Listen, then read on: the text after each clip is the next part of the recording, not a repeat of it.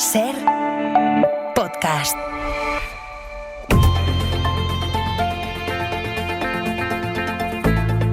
El Abierto. Ser podcast. En el Abierto de esta mañana están aquí con nosotros Cristina de la Hoz. Buenos días. Hola, ¿qué tal? Buenos días. Ruth Ferrero, hola. Hola, ¿qué tal? Y Josep Ramoreda, que está en Barcelona. Josep, buen día. Hola, buenos días. Vamos a ir enseguida con el análisis político que tiene un protagonista, que es el fiscal general del Estado, Álvaro García Ortiz. El análisis de la actualidad aquí en España, el análisis también de la situación en Gaza. Y la pregunta de ¿qué hace Europa? ¿Dónde está Europa? Pregunta que luego podremos hacerle a una de las vicepresidentas de la Comisión, la exministra española Teresa Rivera. Pero antes, sabéis que lo estamos contando desde las 6, la noticia hasta ahora sigue en Asia y en las costas del Pacífico con los efectos de ese terremoto de 8,8 grados que ha sacudido esta madrugada las costas de Kamchatka, en el extremo oriental de Rusia. Un temblor que figura ya entre los 10 más potentes de los que se tienen registros y que ha provocado una alerta de tsunami que se extiende por buena parte del Pacífico, desde las costas de Rusia o Japón hasta Alaska y Hawái. Así han sonado allí las alertas de tsunami, donde hace poco más de una hora se han registrado las primeras olas, por ahora de solo 30 centímetros de altura por encima de la marea prevista. Como decimos, la noticia se ha originado en la costa pacífica de Asia, donde vamos a regresar a esa región del mundo. En Pekín está nuestro compañero Adrián Foncillas. Adrián, hola de nuevo.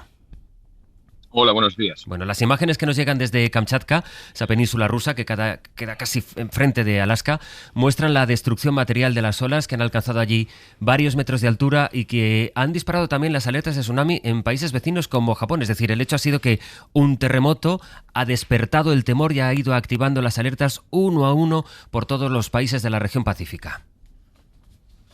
Sí, como dices, las imágenes más inquietantes nos llegan de Kamchatka, con inundaciones generalizadas y edificios anegados. En el Pacífico se espera con miedo el tsunami. Por ahora las olas no han superado los 60 centímetros en el litoral más septentrional japonés, pero han alertado a las autoridades de que seguirán llegando a lo largo del día más olas y que algunas podrían superar los 3 metros. Ya se han cerrado varias carreteras, han cortado 41 rutas de trenes y las recomendaciones de evacuación, que no órdenes, se extienden por cientos de kilómetros y afectan a casi 2 millones de personas. No hay daños ni materiales ni personales por ahora, según el gobierno, y las alertas siguen vigentes en otros países del Pacífico como China, Filipinas, Indonesia o Nueva Zelanda. La costa oriental china, además, ya está lidiando con un tifón, así que la alerta es doble.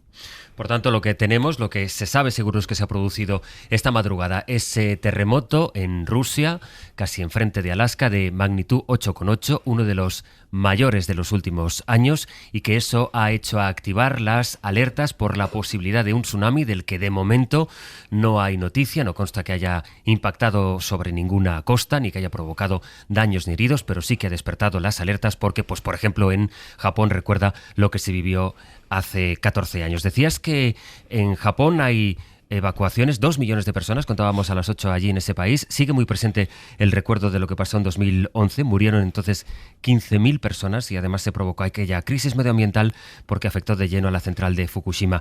Allí estuviste tú, Adrián, hace 14 años y es interesante poder explicar cómo aquel accidente y aquel tsunami modificó la mentalidad japonesa después del evento catastrófico que supuso aquel tsunami. Sí, bueno, Japón es un país con mucha actividad sísmica y antes de aquel tsunami había habido terremotos devastadores. Por eso está muy concienciado contra seísmos, tsunamis y en general cualquier desastre natural. De hecho, desde hace décadas se habla del Big One, el gran terremoto que se espera en la zona de Tokio. Por ello se han desarrollado unos protocolos muy férreos y muy ágiles. Aquí, ante cualquier terremoto, se activan de inmediato las sirenas en el litoral. El gobierno envía mensajes a los teléfonos de toda la población y se interrumpe la programación televisiva para dar los avisos. Además, hay simulaciones periódicas de evacuación en los puestos de trabajo y especialmente en los colegios, y hay preparada una extensa red de centros públicos para atender a los potenciales refugiados. También se han levantado en la costa diques y muros de hormigón para romper las olas. Yo, como decías, estuve cubriendo aquel tsunami de 2011 que dejó casi 20.000 muertos y que destrozó pueblos y ciudades enteras. De hecho, no era raro ver en los días siguientes barcos varados en lo alto de las montañas. Entonces hubo olas de hasta 40 metros y está claro que ante ellas pues poca protección puede haber. Lo único que puedes hacer es asegurarte de que toda la población está advertida y de que pueda huir a lugares más altos. Por tanto, esta es en este momento la situación que nos puedes contar desde Pekín. Tú cubres la información de China, pero también conoces la realidad de muchos de esos países de la región del Pacífico que esta madrugada han ido activando casi en una especie de efecto dominó las alertas para prevenir a su población, y no solo en esa parte, también en la otra costa pacífica. Contamos que también en Hawái ha habido esas alertas que se han disparado también hasta en Chile, en México, en fin, hay una parte del mundo que está en este momento en vilo, a la espera y esperando que no pase nada después de lo que ha ocurrido, que es mucho. Iremos viendo también cuál es el balance de los daños que ha provocado el terremoto de 8,8 en Kamchatka. Adrián, desde Pekín, gracias. Hablamos ante cualquier novedad. Buenos días, un saludo. Dejadme saludar a José Morales Soto, del Instituto Andaluz de Geofísica. Señor Morales, ¿qué tal? Buenos días. Buenos días, Oscar. Es evidente que estamos ante las primeras horas y por tanto habrá que ir viendo la evolución, pero primero, para que nos podamos hacer una idea, ¿qué es lo que tiene que haber ocurrido en Kamchatka? ¿Qué supone un temblor de magnitud 8,8? Bueno, un terremoto de esa magnitud no suele ser frecuente y el proceso al cual se liga terremotos ya de 8,5 para arriba, 8,5, 9 como fue, o 9,1 como fue el de Tohoku de 2011, ya involucra procesos en los que hay varios cientos de kilómetros de falla, en este caso ligado a una subducción de la placa pacífica, ¿no? Y un terremoto que también lleva involucrado parece ser por su ser superficial, el que se produzcan desplazamientos en el fondo oceánico al cual se liga la generación del tsunami. Por tanto, es una zona en la que pues no es extraño pensar que se produzca un terremoto. Lo que supongo que es imposible desde un punto de vista geológico o científico es prevenir que se pueden provocar temblores de la magnitud a la que hemos asistido esta noche. Bueno, es una zona, todo lo que es el arco de la Aleutianas, Kamchatka, norte de Japón, ya es una zona que ha generado en el pasado, creo que en el año 52, 54, creo que fue en el 52, ya hubo un terremoto no muy lejos de ahí de magnitud 9. Y bueno, pues aunque es difícil decir fecha y hora para un terremoto, ya podemos un poco conocer cómo están los procesos en los cuales se asocian este tipo de terremotos, ¿no? Entonces, bueno, se sabía que ya desde ese tiempo, del año 50 hasta el 25, ya se había producido del orden de unos 6 metros de acomodación de deformación en la zona, con lo cual, bueno, ya vamos conociendo algunas cositas más con algunas técnicas espaciales, ¿no? De geodesia espacial, ¿no? ¿Y qué se puede saber? Es decir, día exacto y lugar no se puede por el momento, claro. Entiendo. Y sobre la evolución del tsunami, que es lo que ahora mismo tiene en vilo a millones de personas, por lo que se han ordenado evacuaciones masivas, ¿es posible saber hacia dónde puede evolucionar y cómo puede evolucionar? Es decir, entiendo que, y además con el temor a que se repitan pasajes que en sociedades como la japonesa, por ejemplo, están muy presentes, lo que ocurrió en 2011, se activan por protocolo esas evacuaciones, esas medidas de seguridad, pero ¿es posible saber, además de que se activen para prevenir, dónde podría impactar y si llega a producirse, que ya veremos, el tsunami? Bueno, los sistemas de alerta frente a tsunami, los que tienen en Japón o los rusos o en Hawái los americanos, lo que hacen inmediatamente cuando se dispara una alerta frente a tsunami por una magnitud de este estilo, lo que se hacen es simulaciones. Entonces se puede conocer en relativamente poco tiempo cuáles son es la magnitud del terremoto, cuáles son las dimensiones de la falla que ha provocado el tsunami, y a partir de ahí se hacen simulaciones. Podemos saber, sobre todo para distancias relativamente grandes, como puede ser Hawái, la parte oeste de los Estados Unidos, México, Chile, se puede anticipar con bastantes horas cuál va a ser la trayectoria y la altura del modelo que sale en esas simulaciones. Luego, en la parte más cercana, como puede ser la que está cerca de la península de Kamchatka, en Rusia o en Japón, tienen menos tiempo, pero también se hacen simulaciones y hay modelos que pueden anticiparnos cuál puede ser la altura que uno prevé. Y luego también hay boyas de altura de ola que están distribuidas por el Pacífico y que van registrando la altura, que en este caso, en algunos casos ya se han reportado alturas de entre 3, 4 y 5 metros, y eso se va alimentando al sistema que va modelando y podemos anticiparnos con bastante tiempo. El problema son para distancias relativamente cortas, ¿no? En donde ahí hay que tirar protección civil, entiendo, pues que de alerta prácticamente mucho más directas, ¿no? Y más cortas en el tiempo. Uno de los países que más tecnología ha desarrollado por razones evidentes en esa prevención, es Japón, que es el país que ha ordenado ya primero la evacuación de 1 millón de personas y a esta hora ya de la mañana 2 millones de personas en una zona concreta también del país de Japón. José Morales Soto, catedrático en Geofísica en la Universidad de Granada y miembro del Instituto Andaluz de Geofísica, le agradezco mucho este primer análisis de, sobre todo, que pudiéramos entre todos imaginar o tratar de entender ante qué estamos con un terremoto de una magnitud de 8,8. Muchas gracias y buenos días. Buenos días. El primer análisis a partir de lo que ha ocurrido. Hacemos una pausa y vamos ya con el debate y el análisis de la situación política en nuestro país. En el abierto de hoy, Cristina de la Hoz, Ruth Ferrero y Josep Ramoneda ya en el análisis del protagonista político del día. Está hoy en todas las portadas la decisión del Supremo de confirmar el procesamiento y, por tanto, dejar a un paso ya del banquillo a Álvaro García Ortiz, el fiscal general del Estado. Pedro Jiménez, hola de nuevo, Pedro. ¿Qué tal? Hola, buenos días. Empecemos, si te parece, por esa decisión de la mayoría. Son 3 magistrados los que componen la sala de apelación donde recurrió García Ortiz y han sido 2 los que rechazan su recurso. Eso es, son 2 magistrados, se llaman Eduardo de Porres y Julián Sánchez Melgar. Ambos avalan los indicios del juez instructor de Ángel Hurtado para abrir juicio por la filtración del correo del novio de Ayuso, en el que reconocía que había cometido 2 delitos fiscales y pedía un pacto para evitar el juicio. Indicios periféricos, ninguno directo. Son 2, básicamente. El primero, la coincidencia temporal entre las comunicaciones que recibió Álvaro García Ortiz y la información que publicó la SER y que desmintió el bulo del Gobierno de Madrid de que había sido el fiscal el que había ofrecido el pacto a Alberto González Amador cuando todo sucedió al revés. El segundo indicio periférico, el borrado de su móvil y de su cuenta de correo electrónico, que la experiencia enseña, dicen estos 2 magistrados, que se hace para evitar que se encuentren pruebas desfavorables, en este caso contra el fiscal general. La mayoría de la sala, Sastre, concluye que hubo una actuación coordinada e impulsada personalmente por Álvaro García Ortiz, dirigida a facilitar a la prensa un documento que contenía información reservada y que no debía publicarse. En lo que sí están de acuerdo todos los magistrados, los 3, es en absolver a la fiscal jefe de Madrid y en censurar los intentos de Ángel Hurtado de implicar a Moncloa en el caso. Y luego hay un voto discrepante del tercero de los magistrados, que es y va a ser el ponente, por tanto conoce también muy bien la causa y está en contra porque él observa, Pedro, que no hay indicios de que fuera Álvaro García Ortiz quien cometiera la filtración. Sí, Andrés Palomo ha firmado un voto particular que es todavía más extenso que la decisión de sus compañeros de sala, y es que Palomo iba a ser el ponente de la decisión del tribunal, pero claro, se ha quedado en minoría en su intento de absolver al fiscal. Palomo considera que no existe un fundamento indiciario suficiente que posibilite una condena y que los indicios, esos que ven sus colegas para enviar a juicio a García Ortiz, son harto insuficientes, literal.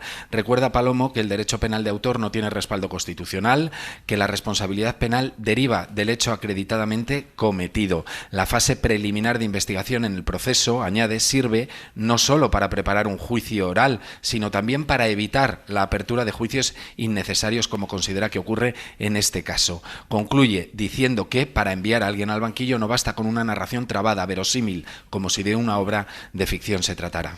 Hemos escuchado antes, de hecho toda la mañana, como Pedro Sánchez ayer, después de verse con el rey en Maribén, defendió, que es algo, una tesis que ya había defendido el gobierno otras veces. Ayer, por ejemplo, sin ir más lejos, al mediodía ya la portavoz del gobierno, el gobierno defiende y está convencido que al final se declarará la inocencia de Álvaro García Ortiz al final de este proceso, mientras el PP le pide que dimita. La cuestión es que él, el fiscal, va a seguir en su puesto, así que dentro de unos días, cuando en septiembre, al empezar el curso y se haga la apertura solemne en el Supremo del año judicial, acto que preside, recuerden, el rey, pues allí veremos al primer fiscal general del Estado imputado en la historia democrática de este país, Pedro. Sí, el entorno de Álvaro García Ortiz insiste en que no piensa dimitir. Repite lo que ya dijeron en junio, que una mentira no puede derrotar a un fiscal general. Pero lo cierto es que ahora esta causa se queda pendiente del auto de apertura de juicio oral, que previsiblemente Ángel Hurtado hará público después de ese solemne acto de apertura de tribunales que preside el Rey el próximo 5 de septiembre, en el que García Ortiz tiene que presentar la memoria del Ministerio Público en el Supremo, y lo va a hacer a un paso de sentarse en el banquillo en un discurso ante los magistrados del Tribunal Supremo. El juicio, nos dicen en el Alto Tribunal, será antes de que acabe el año, previsiblemente en el mes de noviembre. Gracias, Pedro. Un abrazo. El análisis, Cristina, a partir de esta decisión de Álvaro García Ortiz de mantenerse en el cargo a pesar de que se haya confirmado su procesamiento. A mí, bueno, yo es que defiendo que Álvaro García Ortiz debería haber dimitido en cuanto fue imputado. Ahora está imputado y procesado y a la espera de que se abra juicio oral, que será... Calculan que como muy pronto, a finales de este año. Y sí, va a generar una situación paradójica en la inauguración del año judicial, contamina la institución, pone a sus propios subordinados, que son el resto de los fiscales, en una posición imposible, sin prejuzgar su culpabilidad. No, es que desde el momento en que tienes una imputación, creo que lo lógico, y lo hemos visto otros políticos que han dimitido de sus cargos cuando se dimitían en este país por causas que luego han quedado en nada.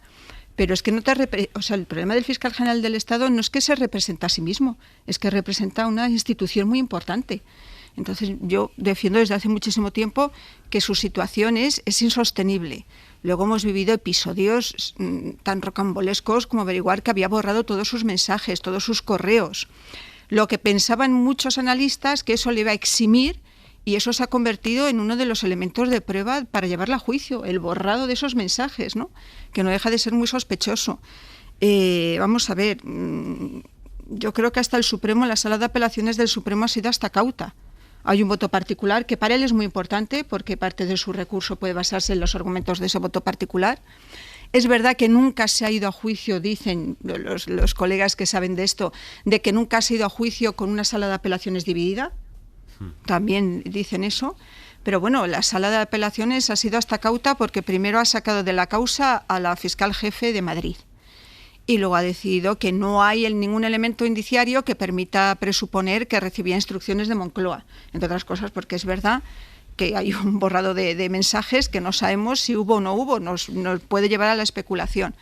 O sea que han sido bastante cautos, pero su situación es insostenible. O sea, el señor Álvaro García Ortiz, si luego determina la justicia que no hay nada detrás de esta actuación, no dejará de ser fiscal, ni siquiera pierde su propia carrera profesional, como se ha ocurrido con otros políticos imputados que nunca más pudieron volver a la política. Pero deja de ser el fiscal general del Estado. Sí, pero es que él exactamente no es una cuestión personal, es que él en sí mismo es una institución. ¿Tú, Josep, estás de acuerdo?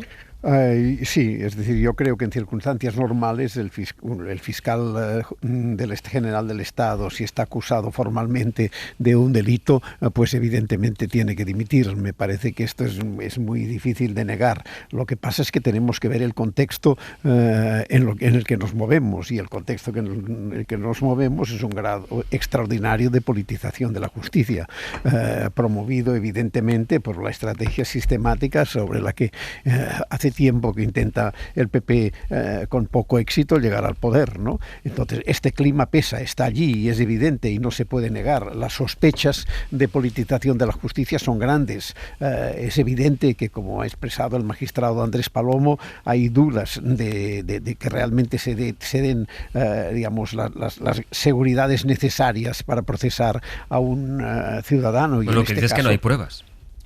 Por eso te digo que hay dudas y hay dificultades, pero el hecho de que esté procesado en circunstancias normales, a mi entender, le obliga a dejar el cargo, lo cual, insisto, no nos impide entrar en el debate, que es un debate muy serio en este momento, que es los efectos que tiene sobre la justicia la enorme politización, la enorme judicialización de la política sobre la que está trabajando el Partido Popular y lo ha convertido en su estrategia.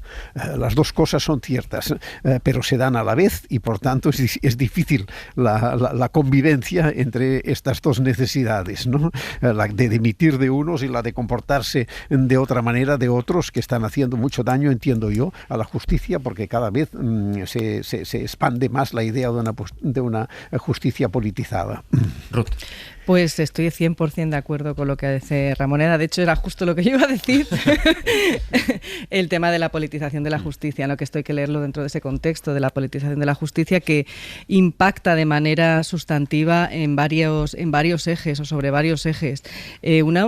Porque genera mucha uno de los impactos es que genera mucha desconfianza entre la población y genera división social. Cada uno no sabe ya qué creerse, ¿no? Si lo que dicen unos jueces, lo que dicen otros jueces. Luego las narrativas creo que son importantes, ¿no? Y eso ahonda también en el debilitamiento del Estado de Derecho, que eso es algo que es lo que está en liza ahora mismo, ¿no? Y la pérdida de confianza en las instituciones.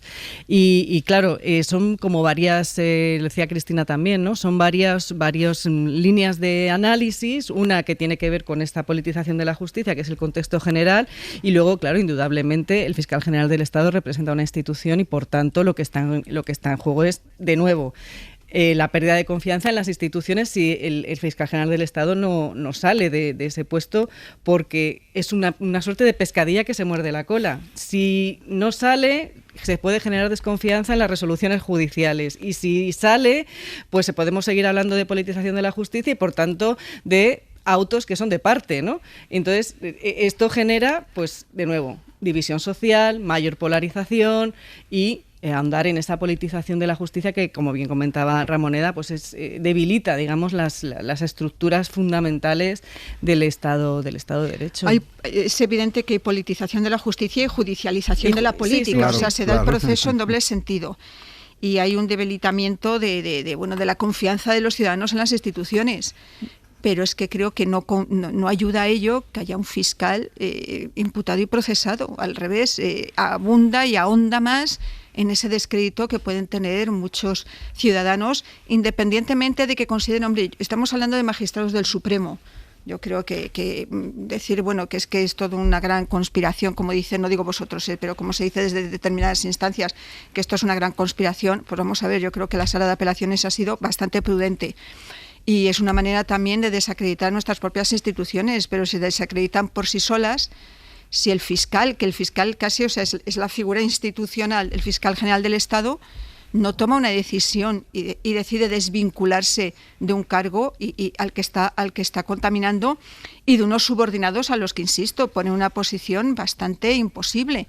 Luego es verdad que yo me sigo explicando las causas profundas de por qué el gobierno tiene esa posición tan rocosa con el fiscal.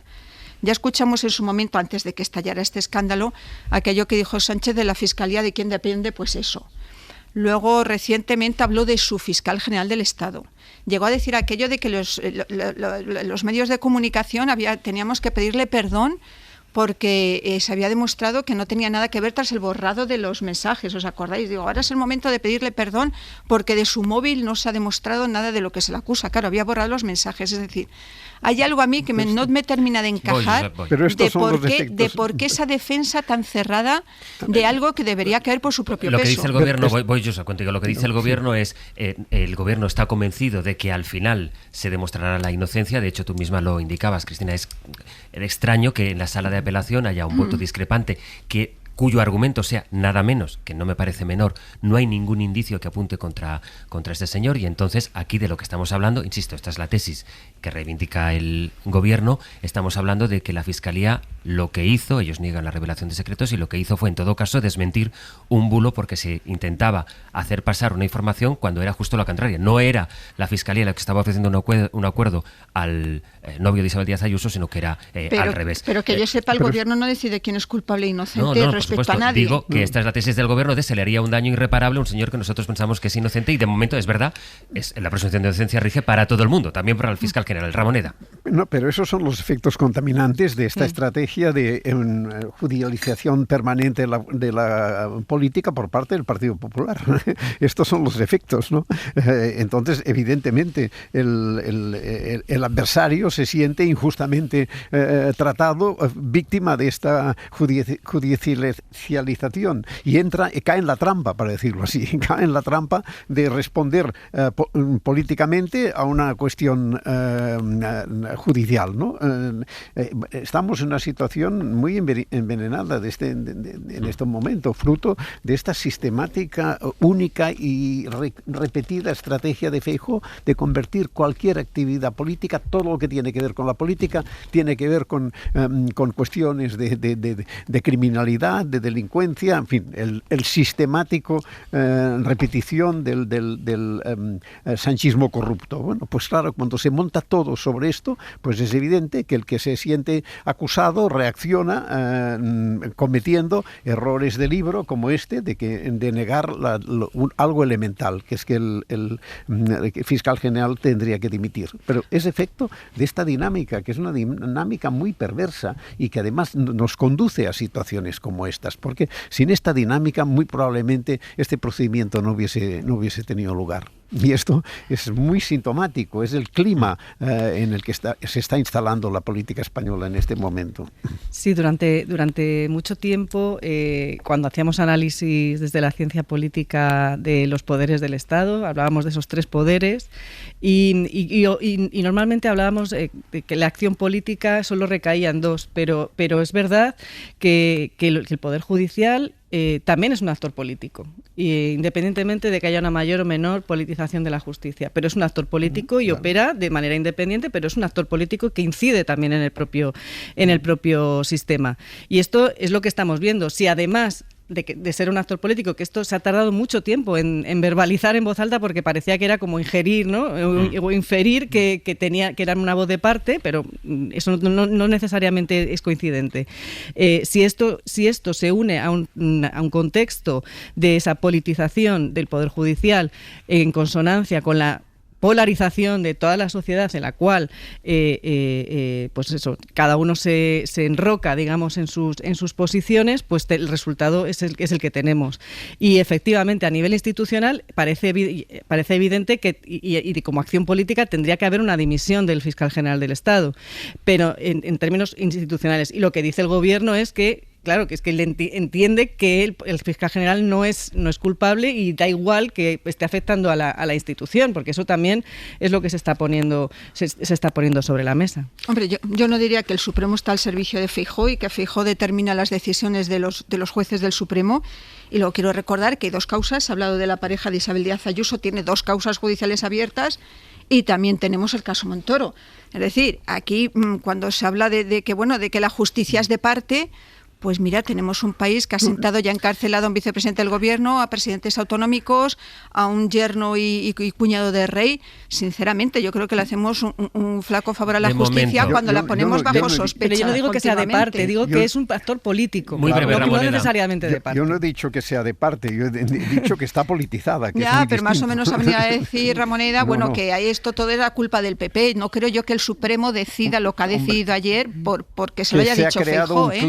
Se ha creado, no digo que se lo haya dicho, pero que se ha creado un clima reiterado, insistente, que favorece y en cierto modo provoca comportamientos de este tipo. De momento lo que estamos es en un punto muy inicial, ya veremos en qué deriva esto, ni siquiera ha empezado, no hay fecha ni siquiera para que se produzca ese juicio, y en este momento inicial hay 2 de los 3 magistrados de la sala de apelación que consideran que esto tiene que ir adelante, y el magistrado ponente, que por tanto mejor conoce el caso, considera que no hay indicios. Ahora se trata de que en el juicio las pruebas sean tan irrefutables como para que se produzca una condena, si es que esto acaba consolidando la tesis de Hurtado en su instrucción, en la que no ha tenido en cuenta otros testimonios. Bueno, ya veremos con el tiempo qué es lo que acaba ocurriendo. La última hora es económica. Se acaba de publicar el dato actualizado del IPC, el indicador de cómo ha evolucionado la inflación, y sabemos que los precios han subido en julio un 2,7%. Estefanía Salvatierra, buenos días. ¿Qué tal? Buenos días. 4 décimas ha subido la inflación en julio debido al aumento de los precios de la electricidad y también, aunque en menor medida, Rusia, este incremento se debe a las subidas de los carburantes. Son los datos que acaba de publicar el INE referentes al IPC adelantado de este mes de julio, que de confirmarse haría que los precios subiesen por segundo mes consecutivo hasta el 2,7%. La inflación subyacente apenas avanza una décima, se queda en el 2,3%. La inflación, por tanto, en el 2,7%. Ese es el dato a esta hora de la mañana. Por lo demás, en Hoy por Hoy acabamos de hablar con José Morales Soto, catedrático en Geofísica de la Universidad de Granada, es miembro del Instituto Andaluz de Geofísica,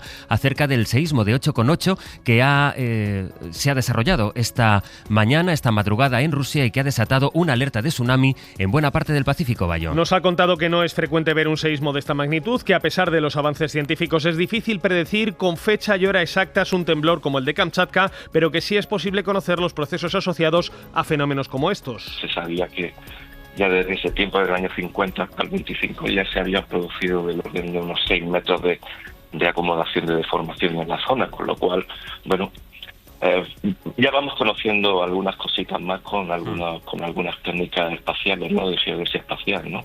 ¿Y qué se puede saber? Es decir, día exacto y lugar no se puede por el momento. Por ahora no hay constancia de grandes daños personales por este temblor en las costas orientales de Rusia, pero las olas que se han originado empiezan ya a llegar con más fuerza a las costas de Hawái, elevándose hasta 2 metros por encima de la marea prevista, según la agencia Reuters. Allí en Hawái, como en otras partes de la costa oeste estadounidense y en Japón, hay millones de personas a las que las autoridades han pedido retirarse de las zonas costeras en previsión de la llegada de un tsunami.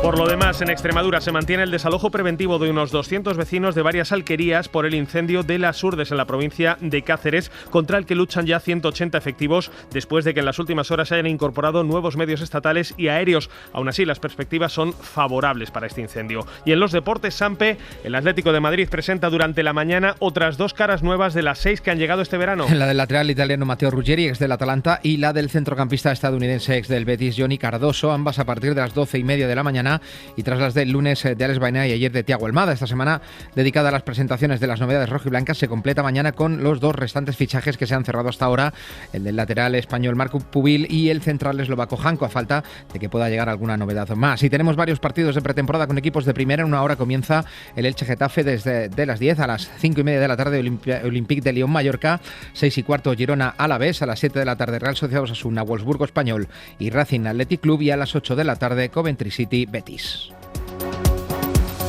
Vamos a saludar en este punto a Teresa Ribera, vicepresidenta ejecutiva de la Comisión Europea para una transición limpia, justa y competitiva. Señora Ribera, ¿qué tal? Buenos días. Hola, muy buenos días. Es verdad que la mayor parte de las veces hablamos con usted sobre la energía, sobre la emergencia climática, que son su especialidad, pero permítame que esta mañana le preguntemos, por eso hemos pedido hablar con usted en calidad de vicepresidenta de la Comisión Europea y para hablar de algo que la verdad estamos abordando estos últimos días aquí en la Mesa del Abierto y que tiene que ver, señora Ribera, con el papel de Europa, qué hace Europa, qué se puede esperar de ella ante una emergencia de otro tipo como la que estamos viendo en Gaza, el genocidio de Israel contra Gaza. Déjeme, por tanto, preguntarle ante la matanza a la que estamos asistiendo, si no estoy equivocado, creo que la última decisión que tomó Europa fue proponer que Israel no pueda acceder a un programa científico. No ha habido sanciones, la única cosa que hay, lo más reciente, es esta propuesta, que ni siquiera es una decisión, para limitar el acceso de Israel a un programa científico europeo.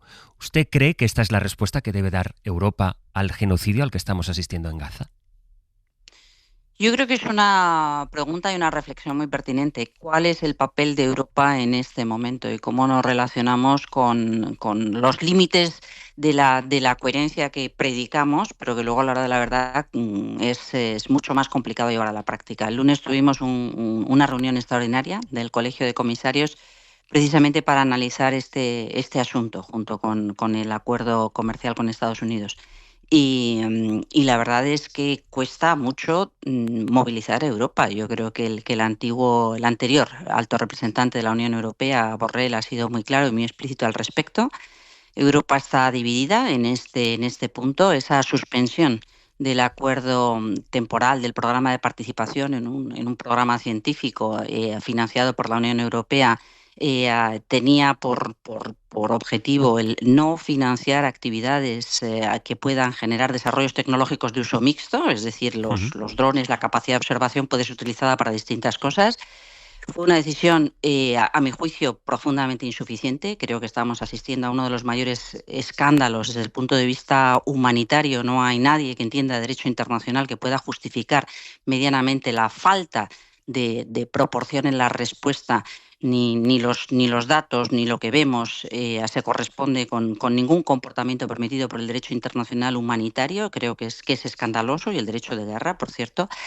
Pero lo cierto es que cuesta mucho. En el Consejo todavía no hay esa unanimidad, esa capacidad de acción que requiere en nuestros tratados cuente con el aval del conjunto de los gobiernos nacionales. Por tanto, sí, Europa debe reflexionar y debe entender que si queremos seguir siendo un actor político, si queremos seguir construyendo una realidad política en el mundo que sea conforme con nuestros valores, debemos hacer lo que predicamos y debemos ser coherentes. Y esto que estamos viendo no puede ser consentido, es dramático y requiere revisar el acuerdo de asociación. Ha habido Estados miembros que no solamente han reconocido el Estado de Palestina, sino que se han adherido a las demandas ante el Tribunal Penal Internacional, las relaciones comerciales, las sanciones, la condena misma, la condena política de lo que está ocurriendo. Todavía nos falta. Yo creo que es una situación dramática, probablemente, a mi juicio, la peor de las que estamos viviendo en un contexto geopolítico muy diferente al que teníamos hace 10 o 15 años. Señora Rivera, usted es vicepresidenta de la Comisión.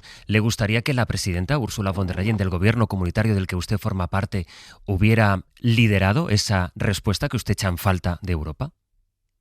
Hombre, a mí me hubiera gustado, y esto no es algo que sea que sea secreto. Yo no solamente lo trabajo, lo peleo y lo explico en las reuniones del Colegio de Comisarios, sino que lo explicito también desde el punto de vista de las intervenciones públicas. Pero, como digo, la constatación, desgraciadamente, la constatación es que todavía no hay ni siquiera una mayoría cualificada para adoptar las decisiones que se puedan proponer. ¿Qué es lo que yo creo? Que la Comisión ha de dar un paso adelante y hacer propuestas, y que sea el Consejo quien las siga debatiendo.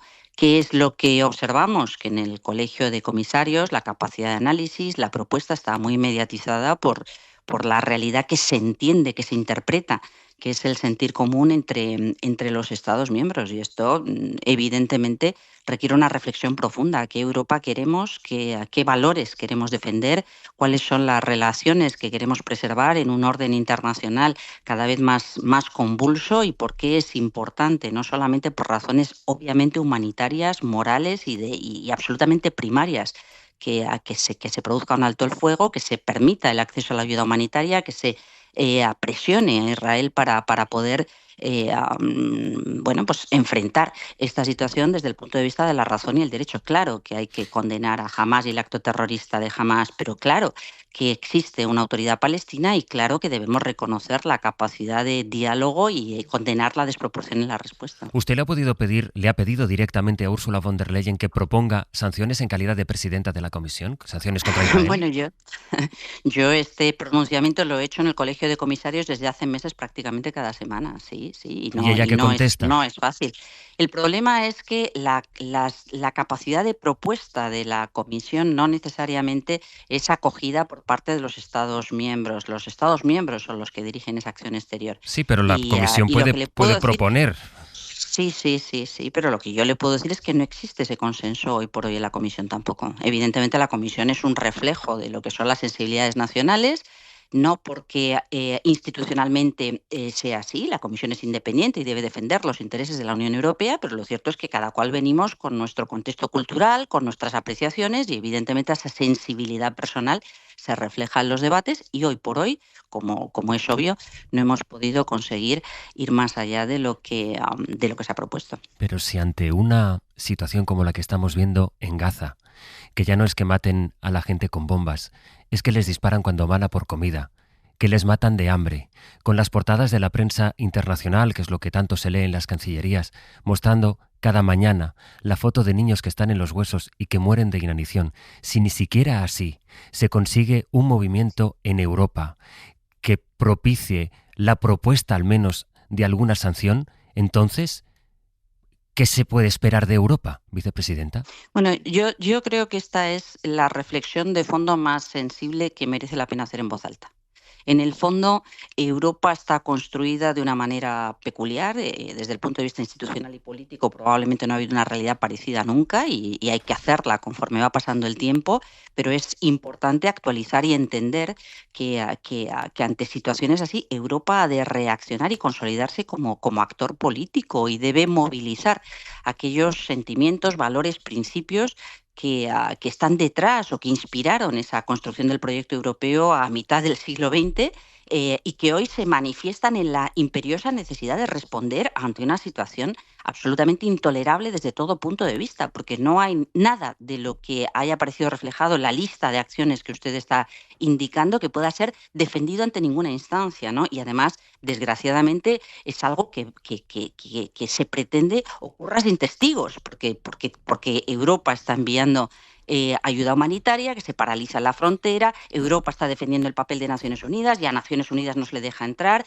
hay más periodistas y responsables profesionales de los medios de comunicación que han caído en este triste episodio que en el acumulado de un montón de conflictos de los últimos 50 años. Es decir, yo creo que a lo que estamos asistiendo es un horror y me parece que evidentemente la historia no va a mirar para otro lado como aparentemente el mundo occidental en estos momentos está costándole reaccionar, ¿no? Hay 21 ministros de Asuntos Exteriores de la Unión Europea que han reclamado acciones directas, ha habido intervenciones por parte de algunos Estados miembros ante el Tribunal Penal Internacional, ante Naciones Unidas o coaligándose para poder reclamar una acción mucho más fuerte y a pesar de todo no hemos conseguido que haya una acción unida y respaldada por el conjunto de la Unión en esa combinación de competencias entre Comisión y Consejo que requiere una reacción mucho más ágil, ¿no? Y honestamente, señora Rivera, ¿usted cree que tal como están las cosas, tal como usted misma las está describiendo, usted que las conoce desde dentro,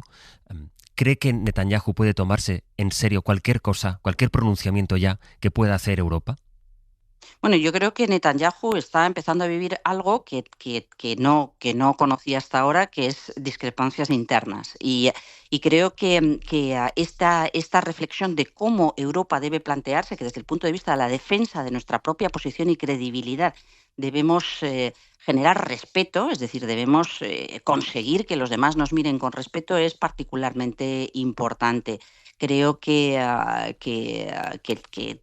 no tiene mucho recorrido el pensar bueno, pues que hay que conseguir que a través de las medidas comerciales, las medidas sancionatorias, la presión política, la diplomacia, la acción de los tribunales, esto tenga un fin, pero también hay que pensar que estamos en una carrera contra el reloj, porque la gente se está muriendo de hambre. O sea, las imágenes que estamos viendo son imágenes que vemos del gueto de Varsovia, que recordamos en nuestra retina y en nuestra memoria de la liberación de Auschwitz. O sea, a lo que estamos asistiendo es a un espectáculo dantesco, intolerable, inhumano y amoral, ¿no?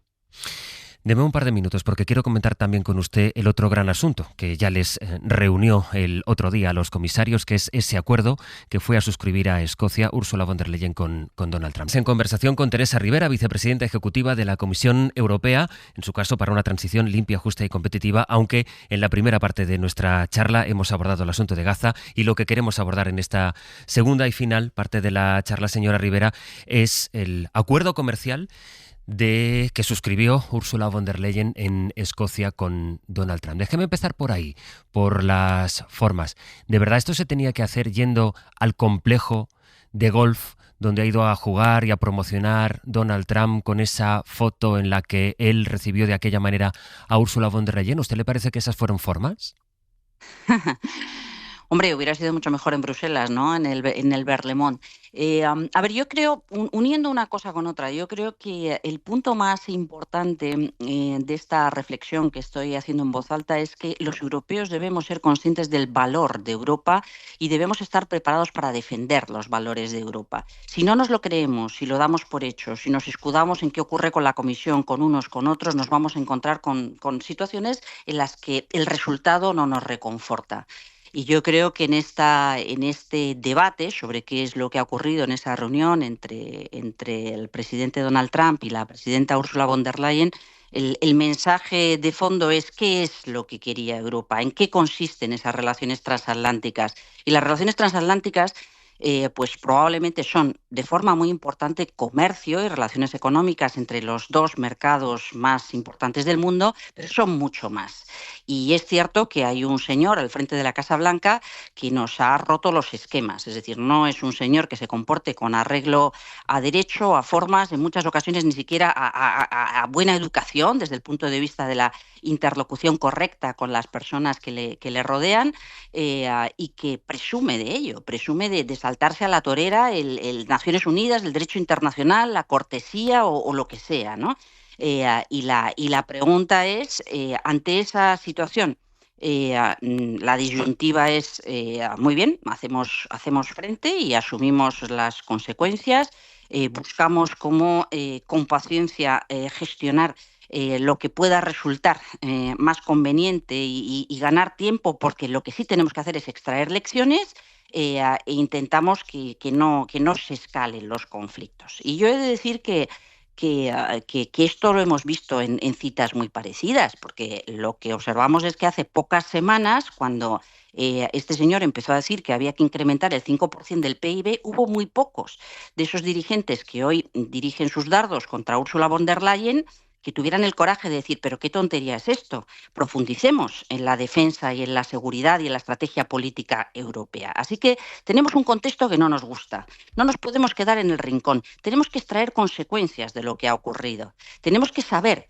que si queremos ser fuertes desde el punto de vista político, económico, de defensa de derechos, si nos interesa de verdad el proyecto europeo, tenemos que ser coherentes dentro y fuera. Tenemos que construir dentro, pero tenemos que ser también capaces de asumir conflictos fuera.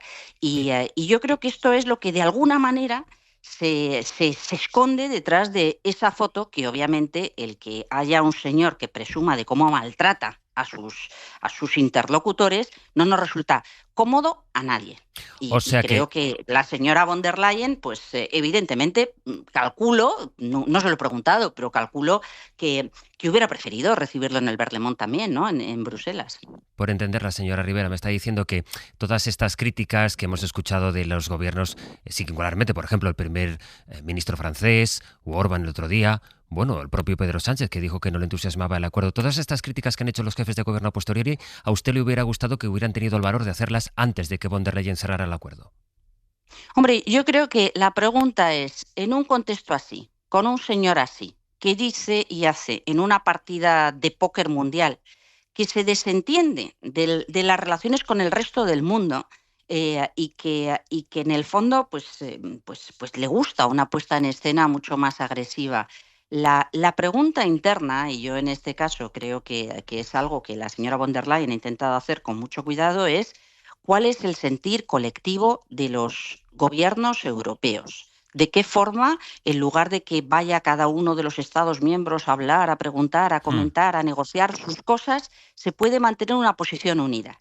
Y en general, el sentir ha sido, busquemos no generar conflicto, desescalemos y procuremos estabilidad defendiendo nuestros intereses. Pero eso es claudicar, ¿no? ¿no? Que ella ha intentado. Bueno, esta es la pregunta de fondo que yo creo que hay que hacernos. ¿Qué es lo que quiere Europa? Y Europa, a mi juicio, lo que debe hacer es aprovechar sus activos internos, sus fortalezas, que son mucho más grandes de las que nos queremos, pero que hay que cuidarlas. La construcción del mercado interior, la búsqueda por una modernización industrial. Por cierto, la descarbonización y la transformación profunda de nuestro sistema energético si no queremos depender de la compra de bienes energéticos que procedan ya sea de Rusia o ya sea de Estados Unidos. La apuesta por un desarrollo tecnológico que nos permita tener relaciones equilibradas con los demás. Son cosas que debemos tomarnos en serio. Y desde el punto de vista de la acción exterior, también debemos ser conscientes que si no queremos depender en exceso de una economía, de un mercado tan potente como el americano, tenemos que recordarnos que el americano representa en los flujos comerciales globales alrededor del 17%, pero que hay un 83% del resto del mundo con el que Europa debe relacionarse de forma distinta. Acabamos de estar en China, acabamos de estar en India, tenemos pendiente Mercosur, es decir, debemos construir relaciones con los demás para que cada vez menos tengamos la sensación de que estamos dependiendo en exceso de 1, 2, 3 o 4 actores globales. Y yo creo que esto no ocurre solo, ocurre de forma colectiva, pero debemos ser conscientes y construir las condiciones para que ocurra mejor. ¿Para usted ha sido una claudicación? Bueno, yo no creo que esto se pueda medir en estos términos. Yo creo que hay distintos enfoques y desde el punto de vista, vuelvo a lo mismo, cultural, personal, uno es más aguerrido o uno es más conservador en la forma en la que se relaciona con los demás. Creo que ha intentado reflejar lo que escucha en los debates en el Consejo Europeo. No escalemos, mantengamos estabilidad, demos una oportunidad a ir recuperando y construyendo otras alternativas, busquemos evitar grandes conflictos y tensiones adicionales, sabiendo que las relaciones transatlánticas, insisto en ello, no solamente son relaciones enormemente complejas y muy bidireccionales de forma muy, muy intensa, tanto desde el punto de vista industrial, económico, comercial, como relaciones que van más allá, que están vinculadas a la seguridad, que están vinculadas a lazos familiares. Es decir, que hay mucho más en juego que no un acuerdo comercial en este momento. Y yo creo que eso es lo que ella ha intentado reflejar. Teresa Ribera, vicepresidenta ejecutiva de la Comisión Europea. Le agradezco mucho su tiempo esta mañana. Buenos días. Pues un placer, como siempre. Muchas gracias. Hasta luego y gracias. Con Cristina de la Hoz, con Ruth Ferrero y con Josep Ramoneda, a partir de las reflexiones que hemos hecho del punto en el que está Europa. Ahora hablaremos, si queréis, del acuerdo comercial, pero empezábamos la conversación con Gaza y esa sensación de impotencia que produce escuchar, la teníamos ayer cuando escuchábamos al primer fiscal que tuvo la Corte Penal Internacional, Luis Martínez Ocampo, que nos decía, es que lo único que me queda hacer a mí es hablar con usted y esperar que en la radio estén escuchándonos más personas, porque no hay más margen que hacer si los gobiernos no quieren, y escuchar a alguien que no es que conozca la política europea, es que forma parte del gobierno comunitario, y decir con el tono y he de decir también la claridad con la que ha hablado Rivera esta mañana, y decir, bueno, es que más no puede hacerse a pesar de que estemos asistiendo a lo que estamos asistiendo en Gaza. Josep. Sí, vamos a ver, es bastante sorprendente y bastante interesante a la vez, ¿no? Teresa Ribera hace un discurso, pues que a mí me parece que es el discurso que corresponde en una cuestión como la de Gaza, y que es una actitud que me parece que tendría que ser ya asumida desde hace mucho tiempo por el conjunto de Europa, sin más dilaciones ni coqueteos, pero ya sabemos todo lo que significa Netanyahu, su mundo, evidentemente todo el peso en la historia del pueblo judío y de Israel, etcétera, etcétera, ¿no? Sabemos los factores condicionantes desde muchos puntos de vista, ¿no?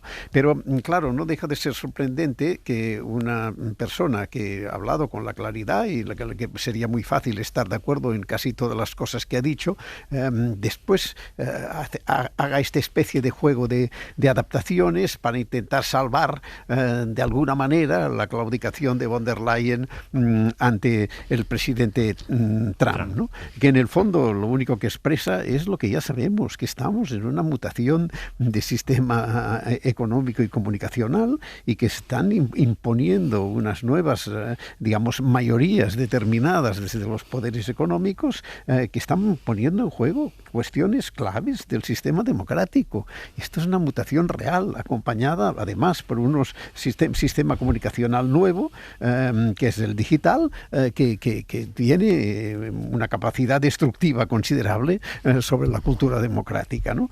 Esta es la realidad. Y entonces, ¿qué es lo que ha pasado? Que por mucho que intente Rivera pues torear la situación y entendiendo toda la complejidad de la Unión Europea, pues sí, que se ha claudicado ante la iniciativa de Trump, porque Trump en este momento es el que marca la evolución de los sistemas políticos en el espacio, digamos, del sistema capitalista actual, y le están siguiendo, y le está siguiendo Europa, y una buena parte de Europa se está decantando por un voto a la extrema derecha que no deja de ser una asunción de las políticas de Trump, y esta es la realidad sobre la que estamos. Entonces, ya entiendo que por su sitio tiene que contemporizar con ello, pero contemporizando con ello nos vamos cada vez empequeñeciendo más, perdiendo más, y poniendo en evidencia que probablemente sí, las relaciones de fondo que construyen en este momento los sistemas económicos y políticos son distintas de las que conocían, y que las democracias tradicionales están amenazadas, y a mí me parece que es este territorio en el que estamos.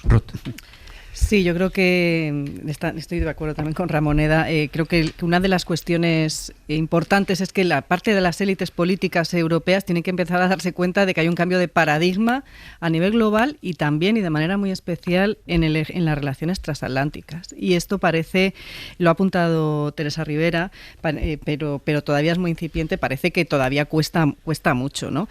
En relación con lo que nos preguntaba Sastre de Gaza y de esa inacción ejecutiva por parte de los estados de la Unión Europea. A mí en estos casos me parece que es incorrecto hablar de Europa, porque Europa como tal es un continente, un territorio, pero en términos políticos no existe.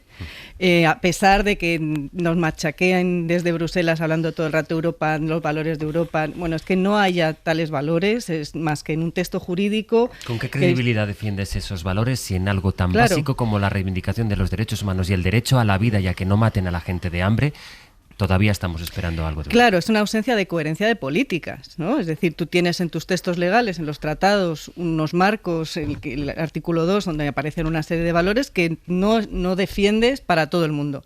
No los defiendes para los no europeos, ¿no? Para los no ciudadanos europeos. Estoy pensando en los migrantes, por ejemplo, ¿no? No los defiendes. Esto es la forma en la que se trata a las personas migrantes en Europa, en los distintos estados de la Unión. Es un síntoma de por dónde va la cosa. Lo vemos en los debates nacionales, ¿no? Cómo hay que tratar a esas personas. Pero claro, en el ámbito de la política exterior, de nuevo, hay una ausencia de coherencia. Les hemos estado pidiendo a los países del sur global que hicieran una serie de cambios, que avanzasen en los estados democráticos y de derechos, que se condicionaba en algunos casos incluso las relaciones exteriores con ellos en función de esto, y sin embargo nosotros no reaccionamos ante esta situación. Y a mí me gustaría aquí alzar una voz por algo que yo creo que se ha mencionado poco en el debate público español, y es la posición del sur global en relación con Gaza. Hace apenas una semana o semana y media tuvo lugar en Bogotá la reunión del Grupo de La Haya, donde 30 países del sur global, creo que España fue como observadora a esa reunión. Bueno, pues lo primero que dijeron fue que hay que cortar todo el comercio armamentístico con Israel para empezar, ¿no? O sea, ni importación ni exportación, porque de nuevo aquí en España sí que ha salido las noticias, bueno, pues que España es de los países que más compran armas a Israel, pero no nos podemos olvidar que en esta lucha de intereses cruzados Alemania es de los países que más vende armas a Israel. Y ahí también podemos encontrar algunas explicaciones en las distintas posiciones que hay en el Consejo Europeo, pero también en la Comisión. Porque, como muy bien ha apuntado Teresa Rivera, la Comisión, que es verdad que responde al interés general, esto es lo canónico, ¿no? La teoría es la Comisión responde al interés general, pero es que esas personas que están ahí sentadas responden también a los designios de sus gobiernos que les han nombrado para que estén ahí sentadas, y por tanto las sensibilidades políticas e ideológicas de todas esas personas son muy variopintas, y en este caso cada vez más sentadas en el lado, digamos, en la derecha y en la extrema derecha. Y por tanto eso también forma parte de ese debate en el cual Teresa Rivera está absolutamente minoría, ¿no? Y de ahí esa impotencia. Pero decía que el Grupo de La Haya, que surge, digamos, de la petición, ¿no? por parte de Sudáfrica de esa apertura de causa por crímenes de genocidio en el Tribunal Penal Internacional, bueno, pues lo que ha hecho es agrupar a esos países que no entienden por qué el señor Borrell, cuando era alto representante, les pidió una realineación en relación con las sanciones contra Rusia por una agresión y por una vulneración del derecho internacional, y en el caso de Gaza no se hace absolutamente nada. Es decir, la autonomía estratégica y la acción unitaria de la Unión Europea solo funciona para Rusia, para el resto de conflictos y para el resto de masacres no funciona. Y lo único que nos conformamos es con mandar ayuda humanitaria y decir que, bueno, no nos dejan pasar. Esto, y termino. Y esto ya lo hemos visto en otros conflictos que no se les ha dado tanta visibilidad mediática. Y estoy pensando, por ejemplo, en el conflicto Armenia-Azerbaiyán de hace unos meses, donde, a pesar de que hubo una limpieza étnica de población armenia, la Unión Europea lo único que hizo fue decir vamos a dar apoyo humanitario a esas personas, y sin más. Y esto, claro, es la continuación lógica de esa actuación previa en ese otro conflicto. Con un silencio que comentábamos, Cristina, con Teresa Rivera, de la propia Ursula von der Leyen. Pues que ha sido el relato de la impotencia y de la resignación en los dos temas de qué hace Europa con respecto a la masacre y al genocidio de Israel sobre Gaza, y el no acuerdo comercial, porque realmente ha sido una rendición a todas las condiciones de Donald Trump, bajo el argumento de que de no haber llegado a un acuerdo hubiera sido peor. Pero creo que ha sido, iba a decir una semana, no, lo de Gaza lleva ya muchísimo tiempo, pero es verdad que cerramos curso político con la Unión Europea que da unos signos de inmovilismo o de incapacidad que a mí me preocupa. Yo soy siempre una gran defensora de que somos 450 millones de personas, de que somos pues uno de los centros del comercio mundial, de que tendríamos que querernos más a nosotros mismos y pensar que tenemos más poder del que realmente tenemos, pero empiezo a dudar que eso sea así, porque después de que, bueno, ahora ya se está planteando Francia y el Reino Unido, aunque el Reino Unido no es Unión Europea, reconocer el Estado palestino, que no sirve de nada, pero yo creo que los gestos tienen un valor político, tal y como hizo España. Con el tema de Trump, bueno, hay un cabreo generalizado entre la mayoría de los países europeos, pero posiblemente... Permíteme, Cristina, es que ha sido muy llamativa la reflexión y me ha parecido interesante también en la medida en que incorpora críticas a los gobiernos de Teresa Rivera, de decir, está muy bien que ahora critiquéis y andéis criticando la posición de Ursula von der Leyen una vez se ha producido el acuerdo, pero no os escuché a ninguno de vosotros antes para cuando Europa tenía que fijar posiciones. Es verdad que se critica mucho que von der Leyen haya asumido, parece que haya liderado su equipo, haya sido, ha querido capitanear mucho la negociación, pero bueno, pues no está de más esta reflexión de decir, criticáis ahora, pero no os escuché antes. Yo creo que lo he interpretado que aludía a la cumbre de la OTAN, cuando dijo, aquí todos firmaste, vamos, nadie dijo, esto del 5% de dónde sale, que fue España un poco la que se quedó en soledad, que es verdad que luego firma el documento, pero con la voluntad explícita posteriormente de decir, esto no lo vamos a cumplir. Y sí, es cierto que tiene razón en eso, porque sí nos consta que muchos otros países entienden que lo del 5% es inaplicable, pero estamos hablando de un 5% en un periodo de tiempo, creo que era de 10 años, ¿no? Y que vete tú a saber entonces si está Putin, si está Trump o si estamos nosotros mismos. Y sí, yo creo que se ha referido sobre todo que en la cumbre de la OTAN nadie dijo nada y ahora todo el mundo está muy enfadado con Ursula von der Leyen. Pero a mí me gustaría saber qué mandato tenía la presidenta de la Comisión Europea para aceptar estas condiciones. Es que no acudió con un mandato específico, de decir, estas líneas rojas no nos las podemos saltar. Es que me cuesta mucho pensar que ella fuera a título, digamos, poco menos que personal a negociar con el señor Trump. Pero... Sí.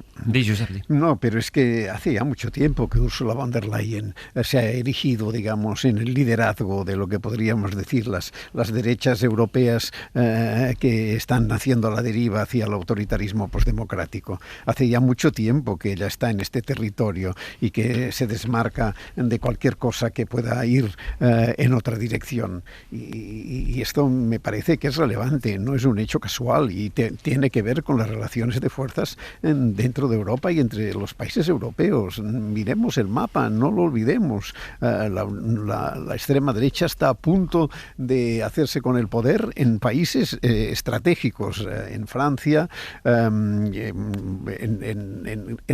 en casi todo el eje de Europa hay un crecimiento constante, sistemático de las extremas derechas. Bueno, pues esto se refleja, y sí, se refleja también en el comportamiento acomodaticio de Ursula von der Leyen, y me parece que por aquí van las cosas, ¿no? Antes salía este recurrente de la política europea, ¿no? La expresión, el apoyo humanitario. Pues sí, es verdaderamente patético que ante un caso como el de Gaza, Europa solo tenga el apoyo humanitario, que finalmente, bueno, es una propina para quedar nosotros bien.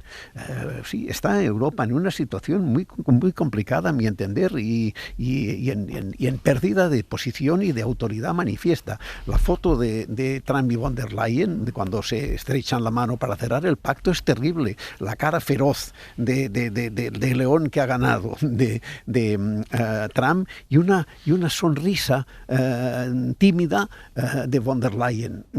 Es la escenificación de un fracaso, me parece a mí. Sí, decíais que era la misma estrategia que con la OTAN, es verdad, la de ganar tiempo, ¿no? Conseguir estabilidad, estabilidad y ciertas certezas, pero sabemos que con Trump esto no funciona así y desde luego no va a parar ahí. Europa o la Unión Europea tiene que darse cuenta, ¿no? Decía Teresa Rivera, no nos podemos quedar en el rincón. Bueno, es que ya estamos en el rincón. Si nos fijamos en términos geopolíticos donde se juega la partida es en Asia-Pacífico y en el mapa, la geografía no miente, estamos en un rincón. Esto tiene que ver con que también decía Sastre que había claudicado, ¿no?, la Unión Europea. Yo diría más bien que ha hecho un acto de vasallaje, ¿no? Un acto de vasallaje ante el poder imperial norteamericano que le da fuerzas a ese poder imperial, un poder imperial en declive en términos globales y que le permite, como hemos visto en estas últimas horas, exigirle un 80% de aduanas a los chinos, ¿no? Porque dicen, bueno, si lo he conseguido con los europeos, pues ¿por qué no voy a intentarlo con los chinos? Porque además esto genera en términos comerciales, este acuerdo genera en términos comerciales una disrupción muy, muy grande, porque lo siguiente que va a pasar es que los mercados de la Unión Europea se van a ver invadidos por productos chinos mucho más baratos y a ver dónde operamos en este sentido. Pero en términos de el mandato de Ursula von der Leyen, yo, en mi opinión, y bueno, no es una opinión en realidad, obviamente había consultado a distintas cancillerías, pero es que aquí los que están mandando, lo apuntaba Ramoneda de soslayo, son los intereses de las oligarquías industriales de Italia y de Alemania. Es que no nos olvidemos que aquí si alguien ha salido ganando en términos de este acuerdo, que todavía falta jurídicamente que sea vinculante, son las industrias automovilísticas alemanas, por ejemplo, o los productos de lujo italianos. Y esto es parte también de este juego. Cuando hablamos de los gobiernos, en realidad no son los gobiernos, son los intereses económicos de cada uno de los estados que conforman la Unión Europea. Y en la actual correlación de fuerzas en el marco de la Unión, esas fuerzas oligárquicas de poderes económicos son las que llevan la voz cantante, las industrias armamentísticas, las industrias automovilísticas, etcétera, etcétera, ¿no? Y esto es lo que ha hecho decantar también, ¿no?, en esa deriva que ya se anunciaba en este segundo mandato de Ursula von der Leyen, donde todo el tema verde iba a quedar relegado en segundo plano. De hecho, la propia Constitución se articula para armar, ¿no?, y avanzar en esa Europa más militarizada y de la defensa, pues responde precisamente a esas pulsiones que vienen de estos países. Recordemos que la línea política en términos de la seguridad y la defensa la está marcando Polonia, que está Donald Tusk, pero que Donald Tusk es un presidente, que lo que está diciendo es que hay que acabar con el derecho de asilo. Y vuelvo recurrentemente a la cuestión de los residentes no ciudadanos en el marco de la Unión Europea, y que se están saliendo de acuerdos internacionales como los acuerdos de Ottawa para el tema de las minas antipersona. Acordaros de Lady Di, que fue una de las personas que más peleaba ahí. Es un buen debate ese que nos daría para varios abiertos. ¿Quién manda de verdad y dónde está el poder y quién tiene ¿Y en nombre de quién fue Ursula von der Leyen a negociar? Bueno, en principio de todos nosotros, los 450 millones de europeos representados allí en aquella foto de Escocia. Dejadme a -4 acercarme de nuevo a Jerusalén en directo, donde está nuestra compañera Nuria Garrido. Nuria, hola de nuevo. Hola de nuevo, ¿qué tal? Estamos en la mesa comentando, y después de la reflexión que nos ha dejado también la vicepresidenta de la Comisión, Teresa Rivera, sobre el papel de Europa. Una de las preguntas que le hacía es, ¿usted cree que de verdad Netanyahu se toma en serio cualquier pronunciamiento que haga Europa? La realidad de los hechos, ahora que ayer supimos, Nuria, que son más de 60.000 las personas asesinadas en Gaza, que se dice pronto, más la gente que ahora está muriendo de hambre, es que nada cambia los planes de Netanyahu. Claro, y sobre todo para el gobierno israelí es inconcebible, ¿no?, hablar de un Estado palestino, ahora que en estos últimos días estamos viendo que más países europeos se están sumando, sobre todo porque es el gobierno más ultraderechista de la historia y porque no le quieren dar un futuro a la población gazatí y a la población de los palestinos que también viven en Cisjordania. Ellos siempre dicen que eso es una recompensa para Hamás, pero al final lo que se está poniendo encima de la mesa es darles un futuro a esta población a través de un organismo palestino. No sé si será la Autoridad Nacional Palestina u otro gobierno, porque Hamás también habría que ver qué capacidades tiene ahora mismo Hamás de seguir gobernando en Gaza. La mayoría de sus líderes han sido asesinados por bombas israelíes, por lo tanto no tiene ningún sentido. Pero como siempre es la estrategia y la excusa del gobierno de Netanyahu. Y mientras tanto, pues mira, esta mañana Nos están llegando ya nuevos muertos, gazatíes que estaban esperando en puntos de distribución. Hay una decena de muertos por disparos israelíes. Las bombas, los disparos siguen dentro de una franja de Gaza arrasada. Y para esta tarde, Sastre ha convocado una protesta cerca de la frontera con Gaza. Una protesta que han convocado grupos de radicales y colonos israelíes. No serán muchos, pero lo vienen haciendo desde el inicio de la ofensiva para impedir la entrada de los pocos camiones que Israel está dejando entrar. Esto sigue pasando en este país.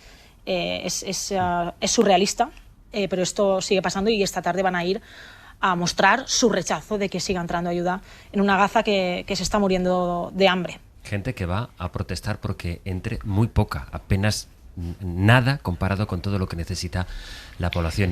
Yo creo que la culminación de discursos que consisten en deshumanizar y en convertir a los gazatíes, en darles un trato que sea lo más alejado a un trato humano. Es decir, ¿a quién se le puede ocurrir? ¿Qué tienes que tener en la cabeza para ir a oponerte a que entre ayuda a una zona en la que no tienen a dónde ir, no tienen dónde refugiarse, no hay médicos a los que también matan, en los que se dispara contra la gente que va a por comida, y que vayas a oponerte a que entre una poca harina que además será asaltada en cuanto llegue, porque ya se ocupan de que esos repartos sean lo más caóticos posibles para que la imagen que llegue sea la de gente hambrienta que se abalanza como haríamos cualquiera ante la posibilidad de poder llegar un poco al grano, a la harina, Nuria.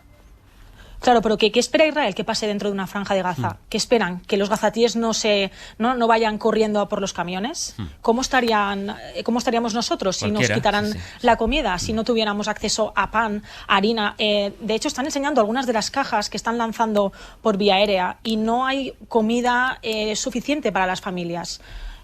Los gazatíes hace meses, creo que también lo explicaba un médico, que no saben lo que son los huevos, la carne, la fruta. Entonces, ¿qué espera Israel? ¿Que pase entre los gazatíes? En fin, Nuria, seguiremos hablando contigo estos días. Un beso. Yo, si me permites, esto tiene un nombre, se llama necropolítica, y es aquello de las personas que no sirven, que son desechables, y si no tienes poder, no tienes derechos. Esto es lo que estamos observando día sí día también con los palestinos de la Franja de Gaza. Dejadme... Bueno, en fin, es que cuesta recomponerse y la verdad es que hay veces que uno intenta entender y hay cosas que se escapan a cualquier entendimiento. Faltan 12 minutos para las 10. Hay otra cosa que me conecta con la actualidad nacional que va a ocurrir hoy. Hoy verán, lo que va a hacer Alberto Núñez Feijóo es recibir a 2 colectivos afectados por la Dana. Ayer fue día 29, se cumplieron 9 meses de la tragedia, la peor tragedia que recordamos que hemos vivido las valencianas y los valencianos, que fue... pues aquella catástrofe con 228 muertos. Valencia, Julián Jiménez. Buen día, Julián. ¿Qué tal? Buen día. Bueno, ayer hubo una manifestación contra Carlos Mazón que pide su dimisión, de la de ciudadanos que se concentraron en las calles. Esta vez fue en Catarroja, no fue en Valencia, y hoy gente de la que participó y convocó esas manifestaciones lo que va a hacer es trasladarle el mensaje de renuncia de Mazón directamente al propio Núñez Feijóo. Sí, Feijóo se reúne primero con SOS Desaparecidos y después con la Asociación de Afectados por la Dana Horta Sud, una de las mayoritarias de la provincia de Valencia, y una, por cierto, lo decías, de las convocantes de la 9ª manifestación ayer, exigiendo la dimisión de Mazón en las calles de Catarroja, a diferencia de lo que había ocurrido en las 8 convocatorias anteriores que se celebraban en Valencia. Això que tenen que pagar-ho, on siga.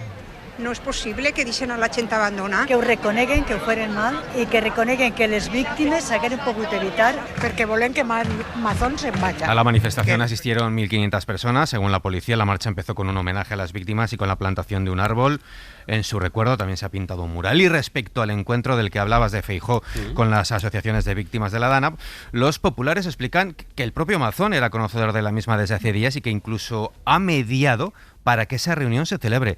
Juanfran Pérez Llorca es el número 2 del PP valenciano. Mazón también ha mediado con la Dirección Nacional para que esas asociaciones puedan reunirse con el presidente Feijóo. La Asociación de Afectados Horta Sud, eso sí, matiza que la reunión Sastre es fruto de una carta que se envió a Génova hace ya varias semanas. Será interesante saber, este mediodía saldremos de dudas, a la 1 es esa reunión, si Feijóo da alguna respuesta pública, más allá de lo que pueda decirles a ellos a puertas cerradas, y luego el Partido Popular, a través de algún portavoz, de alguna nota, o bueno, el propio Alberto Núñez Feijóo considera que tiene la relevancia como para que él, como presidente del Partido Popular, salga a explicar por lo menos su versión de ese encuentro.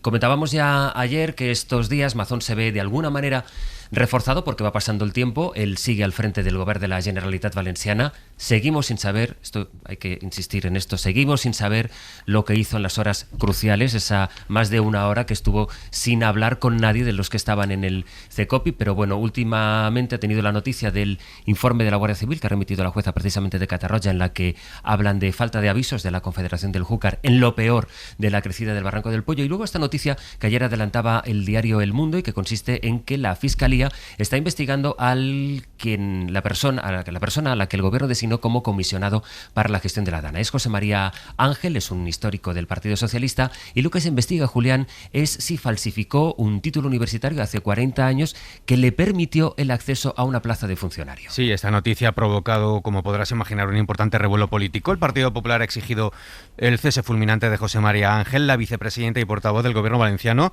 Susana Camarero, califica de gravísimos estos hechos que podrían acarrear, según ella, penas de hasta 3 años de cárcel. Porque no hablamos de un error, no hablamos de un despiste, no hablamos de una equivocación, estamos hablando de un presunto delito que está recogido en el Código Penal con penas de 6 meses a 3 años. Y seguimos esperando que todos ellos pidan su cese o su dimisión inmediata por decencia, por dignidad y por responsabilidad. La Diputación de Valencia ha iniciado ya los trámites para anular su plaza como funcionario, mientras desde el Gobierno central evitan de momento respaldar sin fisuras a José María Ángel. Esta es la ministra portavoz Pilar Alegría ayer tras el Consejo de Ministros. Por parte, en este caso, del Ministerio de Política Territorial se ha pedido información sobre esta cuestión y no les quepa a ustedes ninguna duda que en cuanto tengamos respuesta a esta solicitud de información les informaremos con toda la transparencia, como además viene siendo habitual. Y el propio José María Ángel, que defiende en un comunicado que no existió ninguna irregularidad en su acceso a la Diputación de Valencia en 1986, ya que para ese puesto no se exigía entonces ninguna titulación universitaria. El comisionado del Gobierno para la Reconstrucción también carga contra la Agencia Antifraude Valenciana por realizar una investigación sobre su vida profesional sin avisarle, y Sastre estudia también acciones judiciales para defender su honor. Dice Susana Camarero, la número 2 del Gobierno de Mazón, seguimos esperando, y tiene toda la razón en esto, todas las explicaciones oportunas, las que se consideren, las que se tengan que dar. Tiene toda la razón. Seguimos esperando explicaciones y también detalles de lo que ocurrió el día 29 de octubre. Julián, gracias. Un saludo.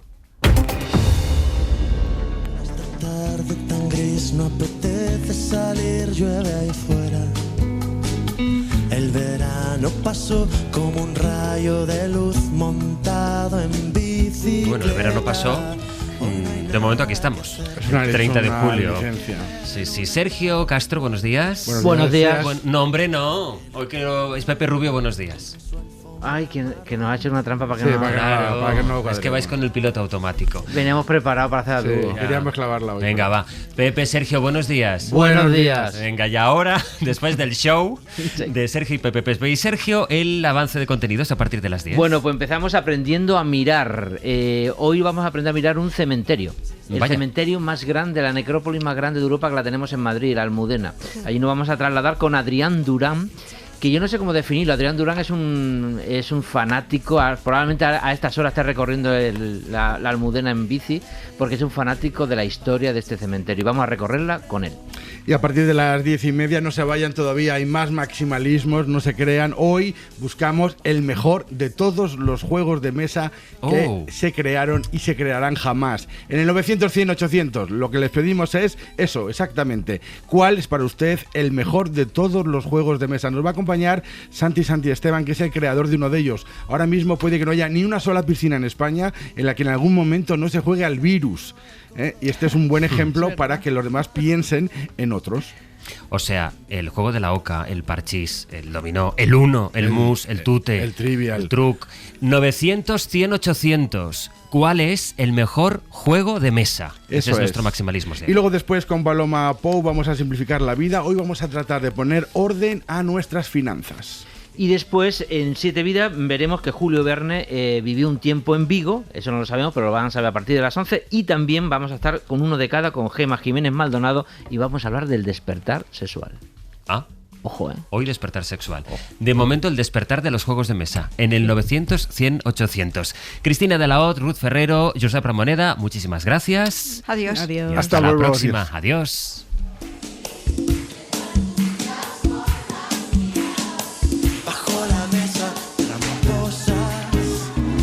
Para no perderte ningún episodio, síguenos en la aplicación o la web de la SER, Podium Podcast o tu plataforma de audio favorita.